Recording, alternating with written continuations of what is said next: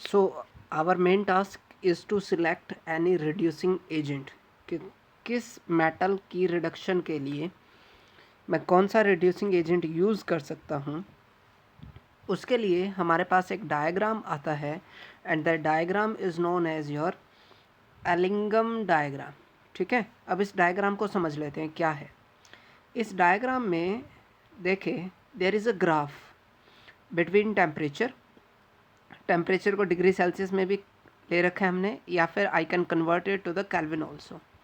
ठीक है, either you can take it in degree Celsius और you can have it in Kelvin's.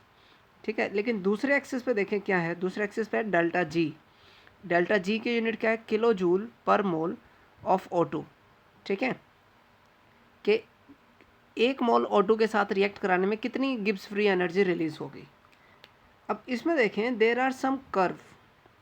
देखिए, कुछ कर्व ऐसी हैं जो पॉजिटिव स्लोप वाली है, जैसे ये सिर्फ और सिर्फ ऊपर की तरफ जा रही है। ठीक है, जैसे कि हमारे पास ये एक कर्व है, ये भी कहाँ है? सिर्फ ऊपर की तरफ जा रही है। सिमिलरली ये एक कर्व है मेरे पास जो कहाँ जा रही है? ऊपर की तरफ जा रही है। ठीक है, जैसे ये कर्व है। तो कुछ कर्व ऐसी हैं इस डायग्राम में जिनका स्लोप पॉजिटिव है, कुछ ऐसी कर्व भी हैं कि जिनका स्लोप नेगेटिव है। जैसे कि ये कर्व आ गई कि इसका स्लोप क्या है? नेगेटिव है, ये लगातार नीचे आ रही है। जबकि कुछ कर्व ऐसी भी हैं जो है तो पॉजिटिव स्लोप की, जैसे मैग्नीशियम ऑक्साइड की कर्व है कि ये पॉजिटिव स्लोप जा रहा है, लेकिन आफ्टर दिस पर्टिकुलर पॉइंट इसने एकदम से सडन चेंज शो किया। मतलब जिस स्पीड से ये जा रही थी उस स्पीड से तो ये आना चाहिए था, लेकिन ये ऐसे ना जा करके उसने और स्लोप पॉजिटिव कर लिया और ऊपर की तरफ चली गई। फिर से समझते हैं, हमारे पास है जिंक ऑक्साइड की, कि जिंक ऑक्साइड पॉजिटिव स्लोप के साथ ऐसे मूव कर रहा था, बट आफ्टर दिस पॉइंट वो एकदम से क्या करता है? पॉजिटिव स्लोप शो कर रहा है। ठीक है, मतलब कुछ कर्व ऐसी हैं जो पॉजिटिव स्लोप के साथ हैं, कुछ ऐसी हैं जो नेगेटिव कर्व के साथ हैं, कुछ ऐसी हैं कि जो सडन चेंज शो कर रही है। अब पॉइंट आता है कि जहाँ पर सडन चेंज आता है वहाँ पर क्या होगा? There will be change in physical state या change of compound from one form to another form. ठीक है, फिजिकल स्टेट की ट्रांजेक्शन्स हो सकती हैं। तो इन तीनों पॉइंट्स को हम लोग एक बार लिख लेते हैं ताकि हमारे लिए आसान हो जाए। हम क्या कह रहे हैं कि अगर मैं एलिंगम डायग्राम को समझता हूँ तो एलिंगम डायग्राम स्टेट्स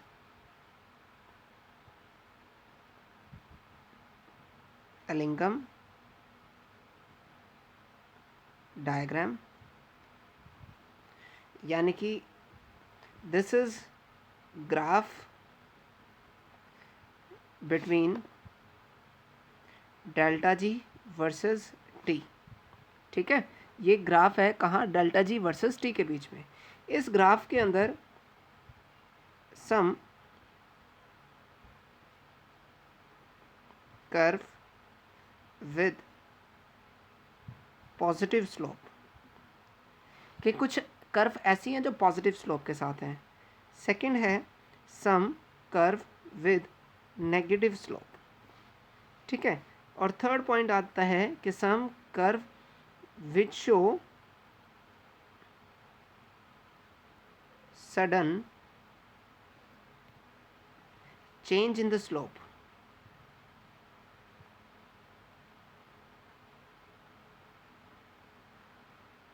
और यहाँ पर ही हम लिख लेते हैं that this is possible only when there is change in physical state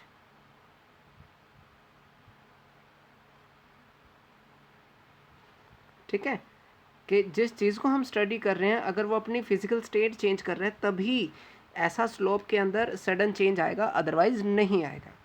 ठीक है, अब एलिंगम डायग्राम किस पे बेस्ड है? थर्मोडाइनेमिक्स पे बेस्ड है। वो क्या कहता है कि delta ji must be negative.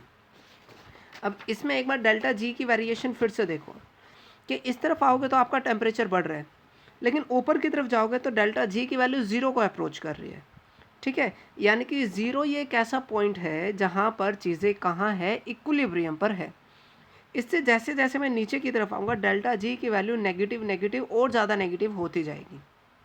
ठीक है, आप में से कुछ लोग यहाँ पर मैथमेटिकली सोच सकते हैं कि भाई माइनस में जो डिजिट या जो नंबर जितना बड़ा होता है वो एक्चुअल में उतना छोटा होता है, लेकिन यहाँ मैथमेटिकली नहीं सोचना है।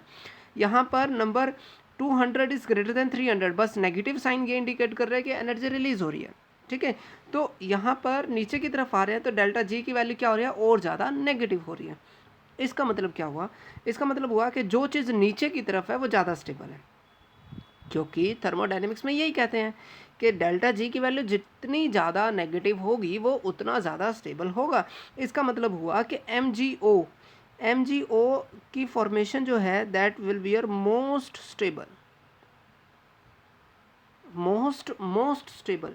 इसका एक और मतलब निकलता है, इसका एक और मतलब ये निकलता है कि अगर मान लो आपके पास एल्यूमिनियम ऑक्साइड है और मैग्नीशियम ऑक्साइड है, किस टेम्परेचर पर, 800 डिग्री सेल्सियस पर, इस टेम्परेचर पर अगर मैं इस ग्राफ को थोड़ा सा आगे प्लॉट करूं तो ये ऐसा कुछ आएगा।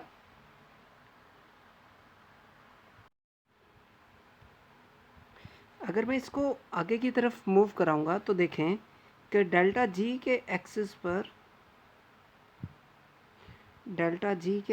पर मैंने सपोज किया कि ये एक वैल्यू है, this is the value of delta G. अगर मैं इसी एक्सिस पे एल्युमिनियम ऑक्साइड की देखूं तो एल्युमिनियम ऑक्साइड की जो वैल्यू है वो ज़्यादा है। अब इसमें हमें एक बात समझ आई कि because delta G for magnesium oxide is more, delta G for magnesium oxide is more negative. अगर मोर नेगेटिव है तो इसका मतलब है कि कभी भी ऐसा हुआ कि Al2O3 प्लस Mg आप डाल दें, क्योंकि इस टेम्परेचर पर मैग्नीशियम ऑक्साइड की फॉर्मेशन के लिए डेल्टा जी ज़्यादा नेगेटिव है, तो मैग्नीशियम क्या करेगा, यहाँ से ऑक्सीजन खींच के बाहर ले जाएगा और क्या बना लेगा, MgO, और एल्यूमिनियम आ जाएगा प्योर फॉर्म में। ठीक है, तो इसका मतलब है कि मैग्नीशियम जो है अपने से ऊपर की हर एक कर्व की रिडक्शन करा सकता है।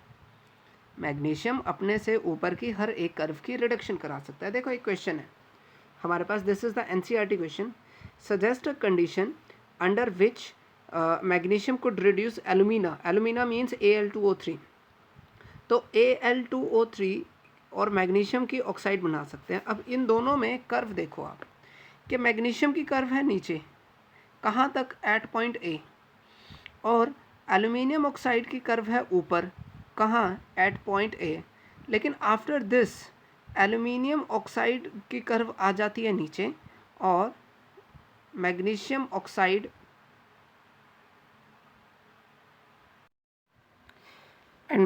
ऑक्साइड की कर्व आ जाती है ऊपर। इसका मतलब है कि after this point A aluminium oxide is more stable, यानी कि अगर टेम्परेचर ए के टेम्परेचर से, यानी कि इस टेम्परेचर से वो क्या है, कम है, तभी मैग्नीशियम ऑक्साइड क्या करा पाएगा, मैग्नीशियम एल्यूमिनियम ऑक्साइड की रिडक्शन करा सकते हैं। ठीक है, देखो यहाँ पर एक बड़ी सिंपल सी बात हमें पता चली, वो ये पता चलती है कि at the point of intersection of aluminium oxide and MgO curve marked A in diagram 6.4, the delta G becomes 0 for the reaction this one. Below this point magnesium can reduce alumina, कि अगर इस point A से temperature कम है तो magnesium क्या कर सकता है, एल्यूमिनियम की रिडक्शन करा सकता है। अगर टेम्परेचर ए से ज़्यादा हो गया है तो फिर मैग्नीशियम एल्यूमिनियम की रिडक्शन नहीं करा पाएगा, उल्टा एल्यूमिनियम मैग्नीशियम की रिडक्शन करा सकता है। ठीक है, तो एलिंगम डायग्राम से मैं जो बात सीख पाया, ठीक है, मैं जो बात सीख पाया वो ये सीख पाया कि जब हम एलिंगम डायग्राम का यूज़ करते हैं तो हमें एक बात का ध्यान रखना है, और वो ये है that curve of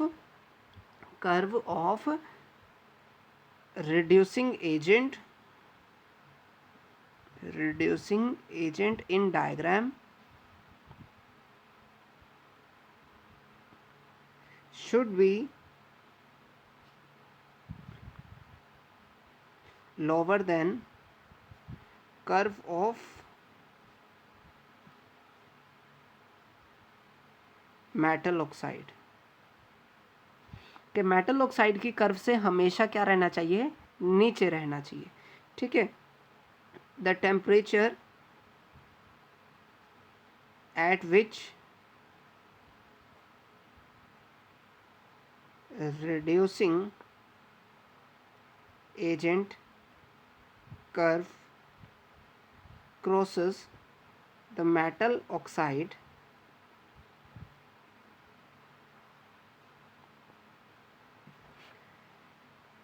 from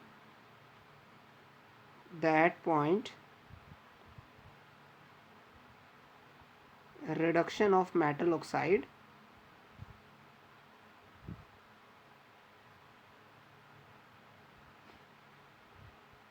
do not take place.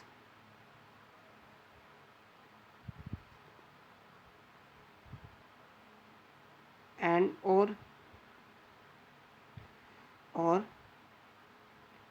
metal can reduce the reducing agent.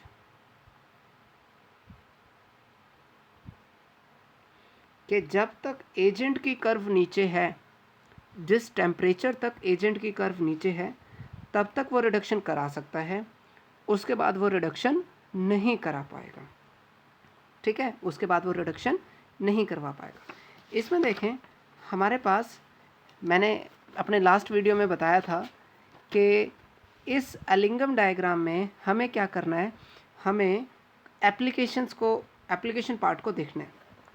देखें यहाँ पर कुछ और क्वेश्चन भी है, this is NCERT questions only, कि ऑल्दो थर्मोडायनेमिकली फिजिबल का मतलब है कि जिनके लिए डेल्टा जी की वैल्यू नेगेटिव है, in practice magnesium metal is not used for reduction of alumina in the metallurgy of aluminium.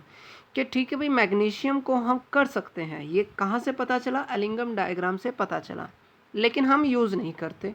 क्यों नहीं करते, क्योंकि कब कौन सी टेक्निक लगानी है वो इस बात पे डिपेंड करता है कि किस टेक्निक से हमें मेटल इजीली एंड इकोनॉमिकली मिल सकती है।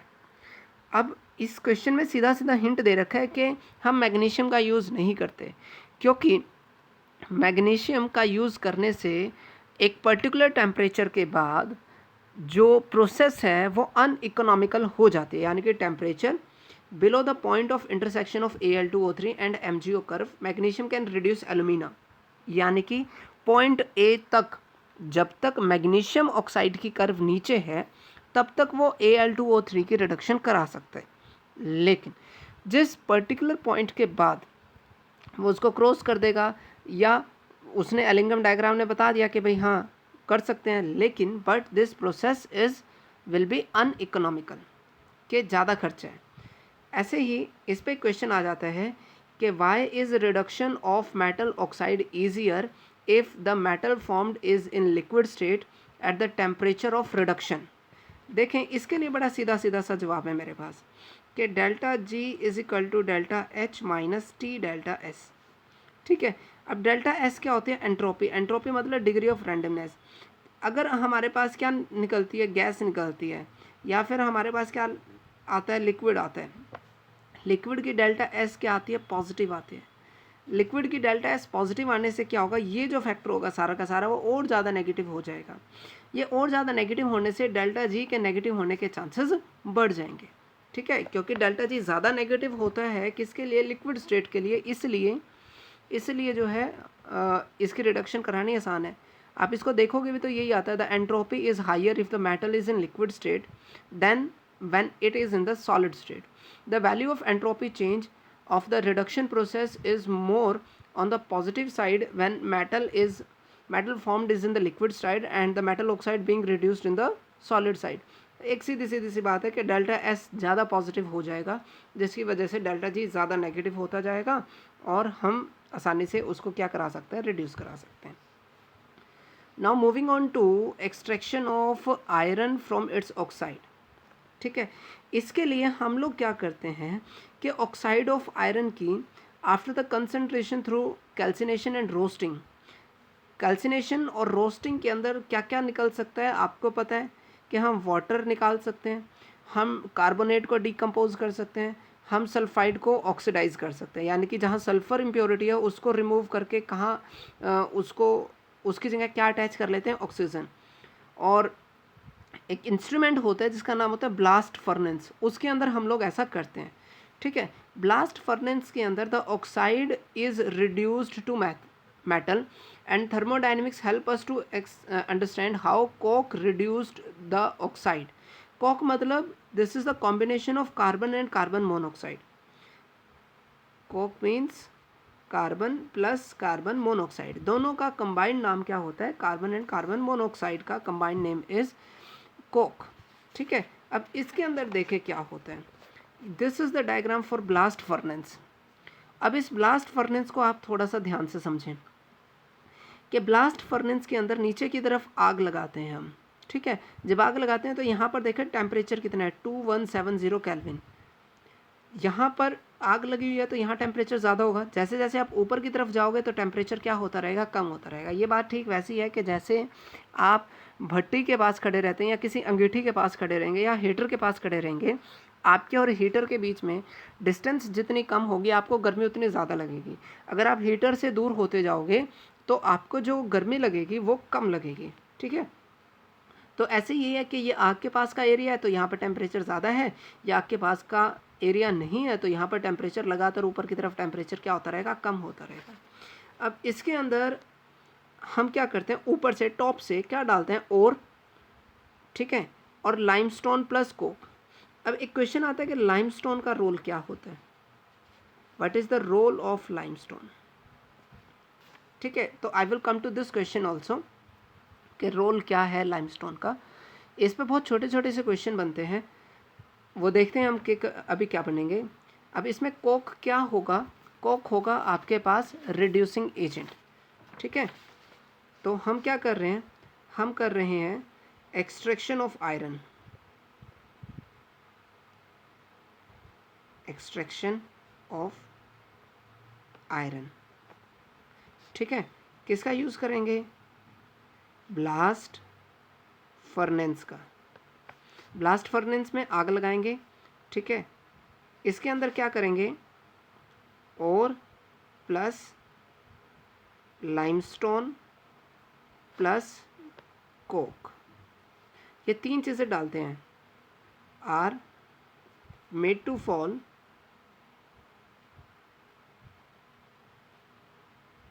फ्रॉम टॉप, ठीक है। अब इसमें आता है कि रोल क्या है, रोल ऑफ कोक। कोक का तो काम है सीधा सीधा रिड्यूसिंग एजेंट,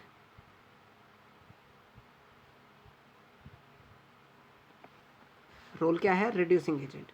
ऐसे ही पूछता है कि रोल ऑफ लाइमस्टोन क्या है,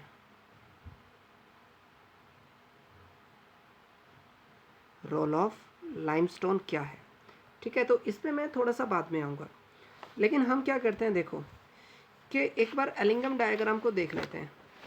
एलिंगम डायग्राम में अगर आप देखें तो एक एक्सिस पर हमने क्या लिया, डेल्टा जी ली, दूसरी एक्सिस पे हम क्या ले रहे हैं, दूसरे एक्सिस पे हम ले रहे हैं टेम्परेचर, ठीक है। एक एक्सिस पे क्या ले रहे हैं, डेल्टा जी, दूसरे एक्सिस पे क्या ले रहे हैं, टेम्परेचर। अब इस डायग्राम को एक बार ध्यान से देखो आप कि ये आपके पास है आयरन ऑक्साइड की एक कर्व है, ठीक है। मैं इसको देख लेता हूँ कि आयरन ऑक्साइड की कर्व कुछ ऐसी सी गई और बाद में जाके ऐसी सी हो गई, ठीक है। This is Fe plus O2 क्या देता है, FeO देता है। अब दोबारा से देखते हैं कि कोक देखो यहाँ के है, एक तो ये कर्व है जो नेगेटिव स्लोप के साथ है, वो है carbon plus oxygen that is giving you 2CO, यानी कि कार्बन, एक कर्व ऐसे आई, कार्बन प्लस ऑक्सीजन 2CO, ये कर्व आई। तीसरी कर्व हमारे पास है ये कि कार्बन मोनोऑक्साइड प्लस O2, ये पॉजिटिव स्लोप के साथ है और इसको कट करती है, ठीक है। पॉजिटिव स्लोप के साथ है और इसको कट करती है।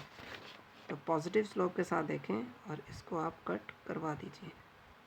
ये क्या बन गई? ये बन गई हमारे पास 2CO प्लस O2 2CO2। ये कर्व वो है। एक और कर्व है यहाँ पर जो तकरीबन सेम से स्लोप के साथ है, हालांकि नेगेटिव है बट ऑलमोस्ट सेम है। Carbon plus O2 giving you CO2।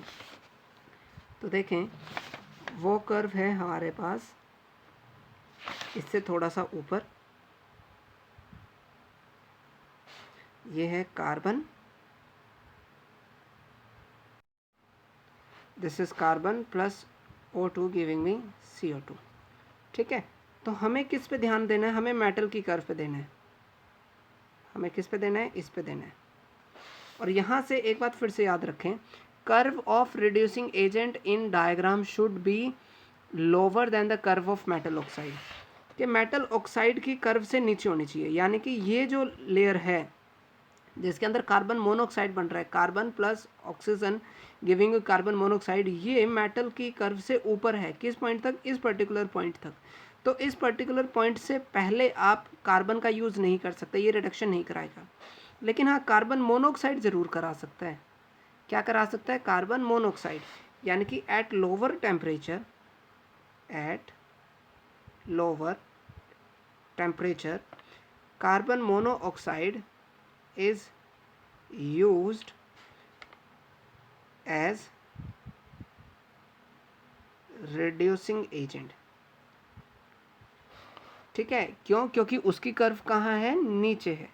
ठीक है, अब एट लोअर टेम्परेचर जो है, एट लोअर टेम्परेचर हम किसका यूज़ कर रहे हैं? कार्बन मोनोऑक्साइड का। तो वो क्या होते हैं देखें कि Fe2O3 होगा प्लस CO होगा, ये किस में कन्वर्ट कर देगा? Fe3O4 plus CO2। ठीक है, उसको किस में कन्वर्ट कर देगा? कार्बन मोनोऑक्साइड यूज़ हो रहा है। ध्यान देने लायक बात है कि क्या यूज़ हो रहा है? Carbon monoxide. ऐसे ही अगर Fe3O4 में CO डाल देते आप तो क्या बन जाता? वो हमारे पास यूज़ हो जाता कि 3Fe प्लस CO2। क्योंकि कार्बन मोनोऑक्साइड यूज़ करोगे तो क्या होगा? कार्बन मोनोऑक्साइड पर आपके पास ज़्यादा नेगेटिव हो जाएगी। देखो ना कि ये अगर मेटल की कर्व थी तो इससे नीचे कौन है? इससे नीचे तो कार्बन मोनोऑक्साइड है, तो कार्बन मोनोऑक्साइड का ही मैं यूज़ कर पाऊँगा। ठीक है, तो आगे चलते हैं। हमारे पास आ जाती है Fe2O3 plus CO, this will give me 2FeO plus CO2। Her bar carbon monoxide क्या करेगा? यहाँ से ऑक्सीजन निकाल लेगा। ठीक है, हर बार उसमें से क्या कर लेगा? ऑक्सीजन निकाल लेगा। ठीक है, तो this is reactions eight lower temperature. इसका मतलब होता है जैसे ही आप उसको यहाँ से फेंकोगे तो गैसियस कार्बन मोनोऑक्साइड CO2 तो बाहर चली जाएगी, लेकिन Fe2O3 प्लस CO क्या दे देगा? Fe3O4 plus CO। Fe3O4 plus CO it will give you 3FeO plus CO2। At the same time जो CaCO3 है, जो लाइमस्टोन है, वो भी लाइमस्टोन का फॉर्मूला क्या होता है? CaCO3। जब आप इसको हीट करोगे तो ये क्या देगा? CaO plus CO2। ठीक है, हमने एक क्वेश्चन छोड़ा है कि रोल ऑफ लाइमस्टोन क्या है?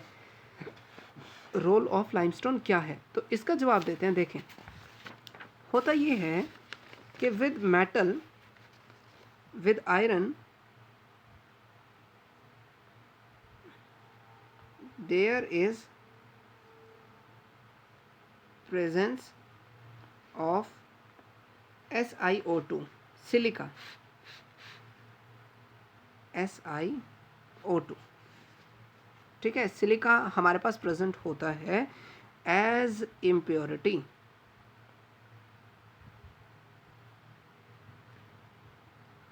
As impurity. And important point ये है that SiO2 doesn't get burnt during the process। अगर मान लेते हैं कि इस प्रोसेस के दौरान अगर SiO2 में आग नहीं लगी तो SiO2 नीचे आ जाएगा। जब मेटल नीचे पिघल के आ रही होगी तो ये जो मोल्टन आयरन होगा इसके अंदर क्या होगा, SiO2 भी होगा। जो SiO2 होगा वो हमें नहीं चाहिए, वो क्या इम्प्योरिटी है। तो हम क्या करते हैं, हम इसमें SiO2 को रिमूव करते हैं। ठीक है, what we do to remove this, to remove this infusible SiO2 we use limestone। ठीक है, we use limestone। लाइमस्टोन का फॉर्मूला क्या है, CaCO3। If you heat it what you will get, CaO, और क्या चीज़ बाहर जाएगी, CO2 बाहर जाएगी। लेकिन ये जो CaO है that combine with SiO2 and converts into CaSiO3। ठीक है, ये फ्यूजिबल होता है, और ये क्या था, इनफ्यूजिबल। तो आपने एक ऐसी चीज़ जिसमें आग नहीं लग पा रही थी उसको ऐसी चीज़ में कन्वर्ट कर दिया जिसमें आग लग जाएगी। अगर इसमें आग लग गई तो वो तो जल के बाहर चला जाएगा, अब वो जो है नीचे नहीं आ पाएगा, जल के ख़त्म हो गया, डिस्ट्रॉय हो गया वो तो नीचे हमारे पास क्या आएगा, मेटल जो आएगी उसके अंदर SiO2 का अमाउंट बहुत कम होगा या ऑलमोस्ट नेग्लिजिबल होगा। तो यहाँ पर इनफ्यूजिबल जो चीज़ होती है उसको हम लोग क्या बोलते हैं, उसको हम लोग बोलते हैं flux. That is called your flux. ठीक है, फ्लक्स क्या होगा, फ्लक्स होगा इनफ्यूजिबल सब्सटेंस। ठीक है, एंड लाइमस्टोन क्या है, अच्छा जो ये फ्यूजिबल है इसको क्या बोलते हैं, स्लैग बोलते हैं। ठीक है, इनफ्यूजिबल सब्सटेंस को फ्यूजिबल में कन्वर्ट करने के लिए, सॉरी फ्लक्स किसको कहेंगे, flux will be your limestone. Role of limestone is flux, is used as flux to produce slag। ठीक है, मतलब इनफ्यूजिबल सब्सटेंस में हम जो चीज़ ऐड करते हैं ताकि वो फ्यूजिबल में कन्वर्ट हो जाए उसको हम लोग क्या बोलते हैं, उस पर्टिकुलर सब्सटेंस को बोलते हैं उसको बोलते हैं फ्लक्स। ठीक है, अब ऑन द बेसिस कि ये जो इम्प्योरिटी है वो एसिडिक है, वो बेसिक है, या वो किसी और चीज़ की है, ये फ्लक्स जो है, फ्लक्स में B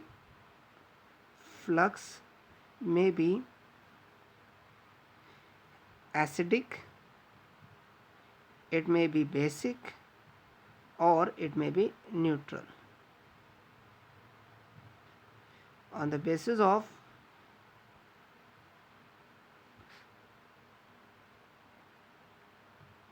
type of impurity in the sample। ठीक है, कि ये डिसाइड होगा कि सैंपल के अंदर जो इम्प्योरिटी है वो कैसी है। अगर वो एसिडिक है तो हम बेसिक फ्लक्स यूज़ करेंगे, अगर इम्प्योरिटीज़ बेसिक है तो हम एसिडिक यूज़ करेंगे। ठीक है, तो यहाँ पर देखें कि ब्लास्ट फर्नेस को फिर से समझ लीजिए आप कि अब तक हम क्या कर रहे हैं, कि ब्लास्ट फर्नेस के अंदर आपने नीचे क्या कर रखा है, नीचे लगा रखी है आग। आग की वजह से यहाँ है टेम्परेचर ज़्यादा है, जब ऊपर की तरफ जाओगे तो टेम्परेचर क्या होता रहेगा, कर्व होता रहेगा, सॉरी कम होता रहेगा। तो यहाँ पर हमने ऊपर से क्या डाला, और तो वो फॉर्म है जिसमें से आप क्या निकालेंगे, मेटल निकालेंगे। लाइमस्टोन का रोल क्या है, लाइमस्टोन का रोल है it is used as flux. ठीक है, मतलब प्रोसेस के दौरान कुछ ऐसी चीज़ें बनेंगी जो क्या होंगी, जिसमें आग नहीं लग सकती, तो हम फ्लक्स का यूज़ करते हैं ताकि उस इनफ्यूजिबल को किस में कन्वर्ट कर सके, फ्यूजिबल में। इनफ्यूजिबल से जब फ्यूजिबल बनता है उस फ्यूजिबल सब्सटेंस का नाम होता है स्लैग। कोक क्या है, कोक इज़ रिड्यूसिंग एजेंट। अब from the Ellingham diagram we know that at lower temperature जो कार्बन मोनोऑक्साइड की कर्व है वो नीचे की तरफ है, जो कार्बन मोनोऑक्साइड की कर्व है वो कहाँ है, नीचे की तरफ है। जब कार्बन मोनोऑक्साइड की कर्व नीचे की तरफ है तो at low temperature carbon monoxide is used for the reduction as reducing agent. तो कार्बन मोनोऑक्साइड यहाँ से ऑक्सीजन खींच के ले जाएगा, क्या बना लेगा, CO2। ऐसे ही Fe3O4 में से CO convert into CO2। CaCO3 क्या करेगा, लाइमस्टोन है, CO2 बाहर, ये CaO जो निकलेगा ये इम्प्योरिटी SiO2 के साथ जुड़ के क्या बना लेगा, CaSiO3 स्लैग बना लेगा, यानी कि इम्प्योरिटी भी हमने थोड़ी बहुत निकाल दी। उसके बाद आगे चलो, आगे हम जैसे जैसे अब नीचे की तरफ आएंगे, भाई ऊपर की तरफ तो कार्बन मोनोऑक्साइड यूज़ हो रहा था लेकिन पूरा तो वो रिड्यूस नहीं करा पाएगा। अब नीचे की तरफ जब आएंगे तो ऊपर से क्या गिर रहा है, देखो ऊपर से गिर रहा है हमारे पास FeO अगर होगा तो CO उसके साथ कंबाइन करके क्या कर लेगा, CO2। At the same time FeO क्योंकि हाइयर टेम्परेचर है तो कार्बन भी यूज़ किया जा सकता है, तो क्या बनेगा, Fe + CO। यहाँ पर जो क्वेश्चन पूछा जाता है वो ये पूछा जाता है कि भाई अब अगर टेम्परेचर लो है तो आप कौन सा रिड्यूसिंग एजेंट, कार्बन या कार्बन मोनोऑक्साइड में से कौन सा रिड्यूसिंग एजेंट आता है, और अगर टेम्परेचर हाई है तो कौन सा रिड्यूसिंग एजेंट आता है। रिड्यूसिंग एजेंट के सिलेक्शन के लिए इम्पॉर्टेंट क्या है, इम्पॉर्टेंट ये है कि उसकी कर्व, रिड्यूसिंग एजेंट की कर्व मेटल की कर्व से जब तक नीचे रहेगी तब तक वो रिडक्शन कराएगा। ठीक है, अब यहाँ से जो मोल्टन मेटल निकलती है, the iron obtained from blast furnace contains 4% carbon and many impurities in the smaller amount, जैसे कि सल्फर हो सकता है, फॉस्फोरस हो सकता है, सिलिकॉन हो सकता है, Mn हो सकता है, and this is known as pig iron. यही एक नंबर का क्वेश्चन है कि पिग आयरन क्या होता है। ठीक है, अच्छा इसमें एक और लिख लेते हैं, at higher temperature carbon is used as reducing agent,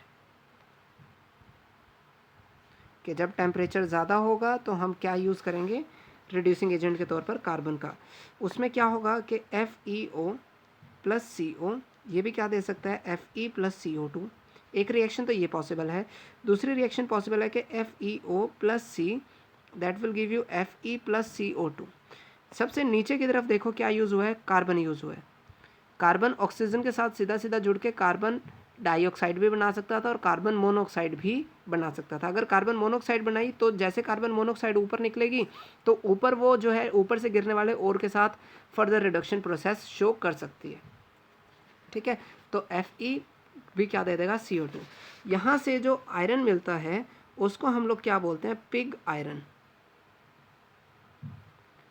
pig iron के अंदर क्या होगा, पिग आयरन के अंदर iron containing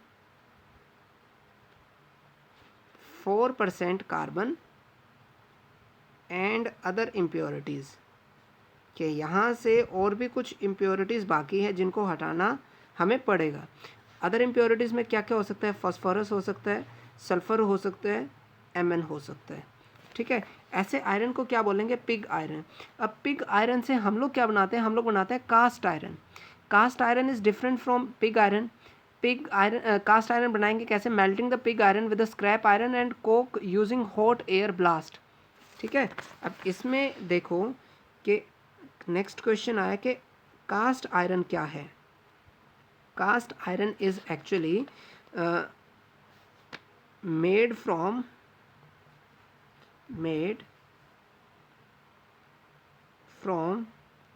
pig iron by heating with scrap iron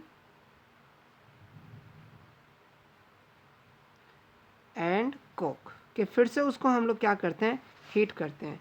now percentage of carbon in cast iron is less than 4%, कि 4% से कम हो गया तो हम लोग उसको क्या बोलते हैं, उसको हम लोग बोलते हैं कि वो कैसा है, वो है हमारे पास कास्ट आयरन। एक्सट्रीमली हार्ड होगा and brittle. This iron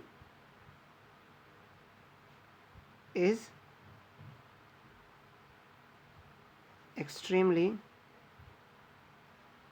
hard and brittle।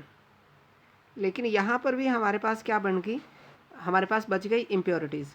तो यहाँ से एक और आयरन होता है जिसका हम लोग यूज़ करते हैं, जिसको बोलते हैं रोट आयरन। रोट आयरन कहाँ से मिलेगा, कास्ट आयरन से। अच्छा, रोट आयरन है क्या, this is the purest form of commercially available iron, commercially available iron, उसको हम लोग क्या बोलते हैं, रोट आयरन या फिर मैलिएबल आयरन। इसी का यूज़ करके हम लोग बहुत सारे आर्टिकल्स बनाते हैं, ठीक है।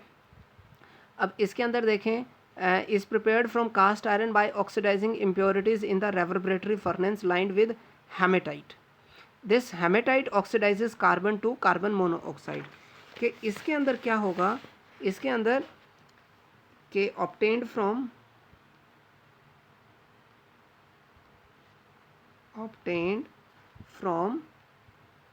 cast iron in furnace lined with hematite।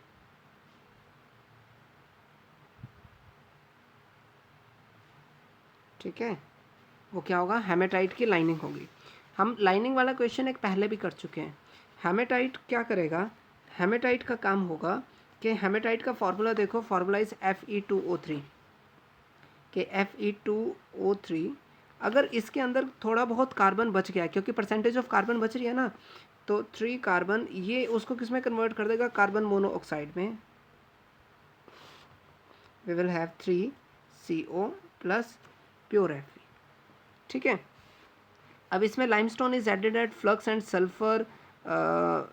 sulfur, silicon, phosphorus are oxidized and passed into the slag. The metal is removed and freed from the slag by passing through rollers।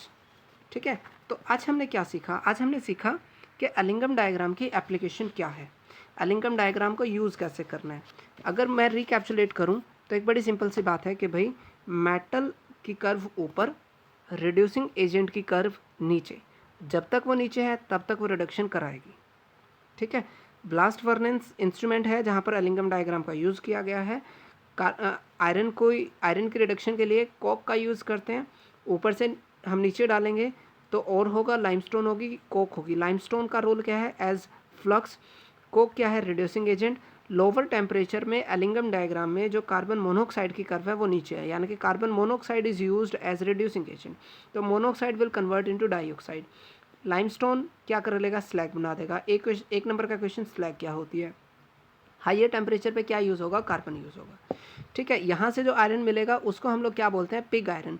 Pig iron को साफ़ करो, क्या बनेगा, cast iron. Cast iron के अंदर तकरीबन 3% carbon रह जाएगा, लेकिन इसको फर्दर कम करेंगे तो क्या बनेगा, रोट आयरन या फिर malleable iron.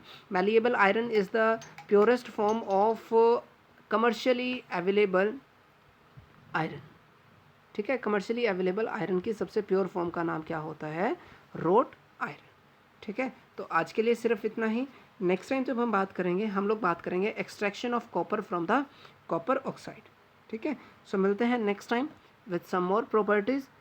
Till then, good bye, don't forget to like, share and subscribe.